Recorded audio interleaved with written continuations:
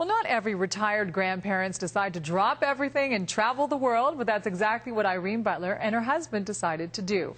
And Irene has now written a book about their amazing adventures, trekking the globe with mostly gentle footsteps, 12 countries in 12 months.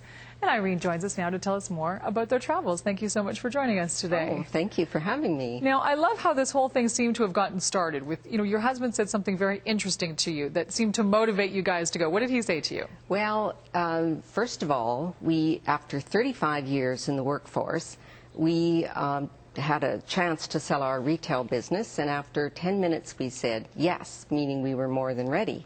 And so we prepared in every way to go, but at the last minute, Rick says, what if we could travel the world for the same cost as staying at home? Well, my first thought was, you've got to be kidding.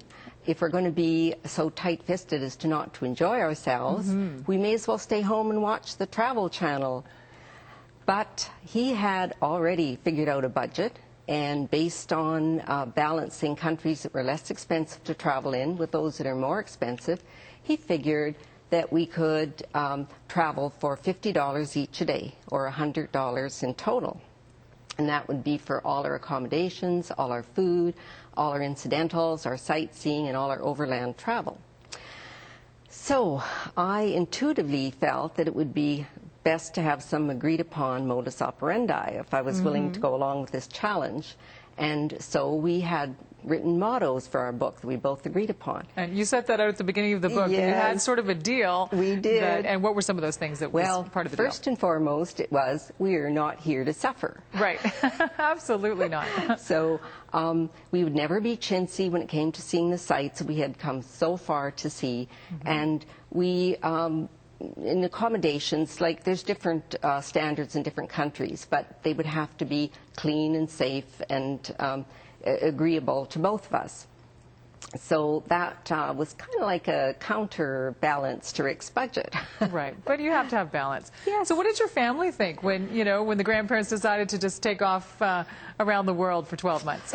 Well, they probably thought we were nuts, but they didn't outright say it. Actually, they thought we were being quite adventurous, and our grandchildren were really enthralled, especially the ones that were a little bit older. We gave them a map, and they followed us along, and we had sent them things from different countries and postcards, and they were quite excited about this whole I bet a great deal. Educational opportunity for everyone. Yes, it was. So the book is, it's really part memoir and part, travel advice. Yes. It's, of course, the first time I ever did journaling on a trip.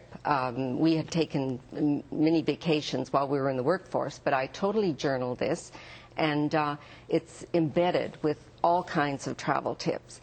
And it's not just for our age group, the baby boomers. I've had people in their 20s and 30s read the book, and one fellow said he took 12 pages of notes, like of travel tips that are embedded throughout the book.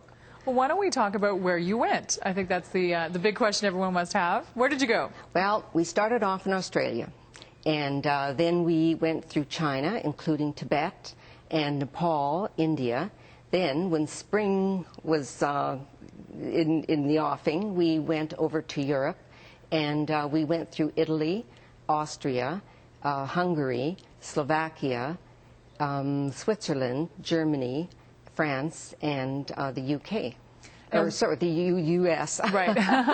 Now, one of your travel tips is you recommend buying an around-the-world ticket. Yes. Right? For this trip, because it was really reasonable, you pay by the continent, so we paid for 4 continents. And the beauty of this was that we knew when we were going to leave and when we were going to come back. And of course, you have to have the cities that you're going to leave and come back from. But we would not, if we landed in Mumbai, like in India, we would not leave from there. So we had the option of giving them 72 hours notice for these 2 continents in the middle.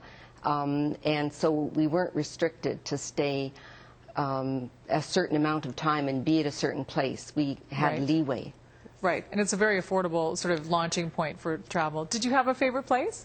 Oh, gosh. They were all just so amazing and so different, and it was such a learning experience. But I must admit, we have a soft spot for India. In fact, we've been to 70 countries so far. 70? And, yes. Wow. And one of the places that we've gone back to, and this was just this past winter, was India.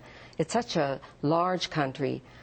So we had gone before through the north and down as far as Goa. And so this time we did the south. So there's many countries that we would like to actually go back to, but there's another 20 or so on our list. New countries to touch in the meantime, right? And you're Yes, off for Samantha. more travels, and I guess you'll be writing more books, and that's wonderful. Yes, Thank you for so sure. much for coming in today. Oh, thank you very much Thank you. for having me. Yeah, and it's a great our read. website is Sure. globaltrekkers.ca. globaltrekkers.ca. We're And putting it up that's on the screen right now. Great, perfect. Okay, Thank you very much. Thank you so much. Well,